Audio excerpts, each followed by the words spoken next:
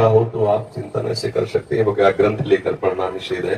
तो 3 दिन पवित्र दशा में भगवत चिंतन कर सकती है, जो पाठ याद है उसको सुमिरन कर सकती है। माला लेना, ठाकुर सेवा करना, रसोई बनाना, ग्रंथ पढ़ना, ये गृहस्थ धर्म में जो माता बहनें 3 दिन पवित्र रहती है नहीं करना चाहिए। ऐसी शास्त्र मर्यादा है। फिर जैसा ठाकुर जी प्रेरित करें, शास्त्र मर्यादा है, ऐसा नहीं करना चाहिए। महाराज जी, जब हम अशुद्ध हैं और भगवान इतने शुद्ध हैं, उनको कोई चीज अशुद्ध नहीं कर सकती, तो फिर हमारी आप अपने आपे को भूल जाओ फिर कैसे खास। हाँ बस यही तो बात, इसीलिए तो कह रहे हैं नियम से चलोगे तो भूल जाओगी। नियम से चलोगी, बनाई हुई मर्यादा से चलोगी तो शरीर भान भूल जाओगी। और नियम अगर विपरीत दशा में चला गया तो शरीर भाव पुष्ट होता चला जाएगा। एक खास बात है, आप एक पत्नी व्रत ले, आप धर्म से चले तो आपको वैराग्य हो जाएगा, आपकी वासना नष्ट हो जाएगी। दवा अगर नियम से खाओगे ना, रोग नष्ट हो जाएगा। और आप व्यभिचार करें, चाहे जितना करते चले जाए, आपकी वासना बढ़ती चली जाएगी, आपकी गंदगी बढ़ती चली जाएगी। ये नियम है वही चेष्टा। लेकिन एक पत्नी व्रत ले, धर्म पूर्वक चले तो आपको वैराग्य हो जाएगा। कितने ऐसे गृहस्थ हैं जो वैरागी हैं, पति पत्नी दोनों घर में रहते हुए भी ब्रह्मचर्य हैं। और कितने ऐसे कि देखो बोले कितने साल, बोले 90 साल के, तो बोले क्या पूरा जीवन हो गया, खाक बटोरते हैं काम, वही के वही खड़े। सब सुलझने की बात है। तो इसलिए हम पहले शास्त्र आज्ञा पालन करें तो परम पवित्र प्रभु हैं और हम उनके परम पवित्र अंश हैं, ये बात समझ में आ जाएगी। और जो शरीर अपवित्र है उससे हमारा राग खत्म हो जाएगा। अभी शरीर अपवित्र है, शरीर अपवित्र है तो हमारा भाव भी अपवित्र है, क्योंकि हम शरीर से युक्त हैं। आप कभी ये मानती हो कि मेरा शरीर अपवित्र हुआ? मैं नहीं। उस समय यही रहता है कि मैं अपवित्र हूं, रहता है ना। मैं जैसे हम शौचालय से निकले तो हम ये नहीं मानेंगे कि मैं आत्मस्वरूप हूं, मेरा शरीर अपवित्र है लेकिन मैं पवित्र हूं। अगर शरीर का स्मरण आ रहा है तो अभी आप शरीर भाव में हैं।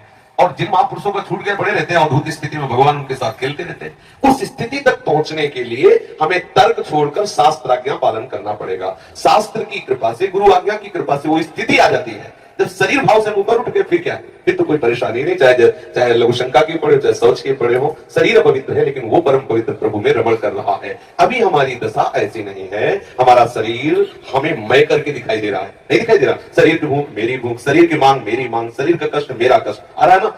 बस इस राग से छूटने के लिए शरीर को सिद्धांत में बांध दो। तस्मात् शास्त्रम प्रमाणन्ते, कार्यों में क्या करना है क्या नहीं करना, इस शास्त्र के अनुसार चलो तो शरीर का राग खत्म हो जाएगा। इसका परिणाम होगा शरीर से राग खत्म हो जाएगा। आप पवित्र रहिए तो आपको शरीर से वैराग्य हो जाएगा। ये खास बात है। शास्त्र की आज्ञा पालन कीजिए तो आपको शरीर संसार से वैराग्य हो जाएगा। और शास्त्र के विरुद्ध चलिए तो आप रागी हो जाएंगे, आप आसक्त हो जाएंगे, ये आपको दंड होगा। शरीर संसार की आसक्ति वही तो आपको जलाती, वही तो आपको जन्म मृत्यु के चक्र में फंसाती है। समझ गए बच्चा? अच्छी, जब हम भगवान के लिए प्रसाद नहीं बना सकते, उनको भोग नहीं पवा सकते बच्चा, इसीलिए इस शरीर से घृणा करनी है।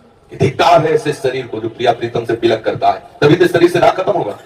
ये अपवित्र शरीर जो हमें प्रभु की सेवा से छुटवा दे, ऐसे शरीर से क्या राग करना।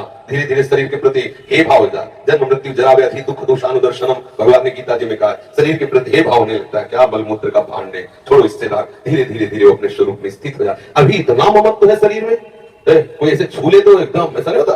तुमने हमें ऐसा कितना अपना मैं बद है। अगर हम ठीक सिद्धांत से चलेंगे तो हम बहुत जल्दी लाभ प्राप्त कर लेंगे। जहां हमारी स्थिति है हम बात उसी स्थिति की करें तो हम बहुत जल्दी आगे बढ़ जाए। होता क्या, हम लोग बात करते हैं छत की, अभी बिल्कुल 100 हाथ गड्ढे में खड़े हैं। बात यह है, शरीर से हमारा संबंध बहुत घनिष्ठ हो चुका है। इतना हो चुका है कि शरीर से हम संबंध किए, ये शब्द भी गलत है।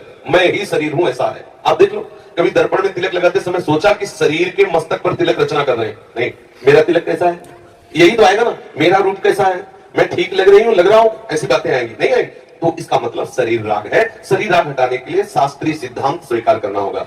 जिस समय माता बहनें अपवित्र होती हैं उस समय वो जो भी भोग बनाती है वो शास्त्र के अनुसार कह रहा हूं कि जो ब्रह्म हत्या देवराज इंद्र को लगी थी उसी के 4 विभाग किए गए थे। पहला विभाग स्त्री को दिया गया था और उसके साथ वरदान भी दिया गया था कि उसी अवस्था के अंतर्गत वो जब सृजन क्रिया में जाएगी तो संतान उत्पत्ति की सामर्थ्य उसको प्राप्त हो जाएगी। पृथ्वी ऊषर भूमि, जो ऊषर भूमि है ये वो ब्रह्म हत्या का एक भाग, उसको वरदान दिया गया था चाहे जितना गड्ढा खोद दिया जाए अपने आप भर जाएगा समय पे। वृक्ष की गोंद जो निकलती है वो ब्रह्म हत्या, और उसको वरदान दिया काटने पर भी पुनः आप हरे भरे हो जाओगे, मतलब समय आने पर आप वृक्ष रूप धारण करो। और जल में ठेन बुदबुदा काई, ये ब्रह्म हत्या के 4 भाग के। और जल को आशीर्वाद दिया गया कि कभी भी कहीं भी पवित्रता होगी तो आप उसमें सम्मिलित होगे। जल छिड़को, आचमन करो, जल के द्वारा पवित्रता। ऐसा 4 वरदान भी उनको अलग अलग दिए गए और उनके लिए विधान भी किया गया है। देवराज इंद्र को जब ब्रह्म हत्या लगी थी तो शास्त्र में मर्यादा चली आ रही है। अगर इसका हम पालन करेंगे तो शरीर से वैराग्य हो जाए। जैसे अब जो बच्चे वैराग्य ले लिए हैं, भले वो स्त्री शरीर में है, उनके लिए नियम खत्म हो गया कि 3 दिन अपवित्र रहेंगे तो छुएंगे नहीं। क्योंकि अब खत्म संसार के भोग राग, संसार का क्रम खत्म। अब वो वैरागी, अब वो आठों पैर प्रभु की सेवा में लगे हैं। पर अपने गृहस्थ धर्म से है, शरीर सुख की कामना से है, शरीर का हम प्रयोग कर रहे हैं अपने इंद्रिय सुख के लिए, तो आप पवित्रता धारण करो, जिससे तुम्हारा ये राग नष्ट हो जाएगा। समझ रहे हैं ना? नाम जप तो कर सकते हैं हम बता देते हैं, गृहस्थों को भी कह देते हैं कि आप मंत्र चिंतन भी कर सकते हैं, माला से नहीं, मंत्र चिंतन भी कर सकते हैं। स्नान किया, मंत्र चिंतन कर रहे हैं, भाई अंदर हमारे जो चिंतन हो रहा, शरीर ही तो पवित्र है, बाहरी चेष्टा नहीं करेंगे। हम मानसिक ठाकुर सेवा भी कर सकते हैं, मानसिक पाठ भी कर सकते हैं। हमें चतुरासी जी याद है तो हम ग्रंथ नहीं छुएंगे, ऐसे पदगान करेंगे, नाम कीर्तन करेंगे, ये सब हो सकता है। लेकिन प्रकट में जो शरीर द्वारा चेष्टा होनी है, तो फिर उस समय 3 दिनों तक ऐसा शास्त्रीय महापुरुषों का और संतों का आदेश है, तो हमें वैसा पालन करना चाहिए।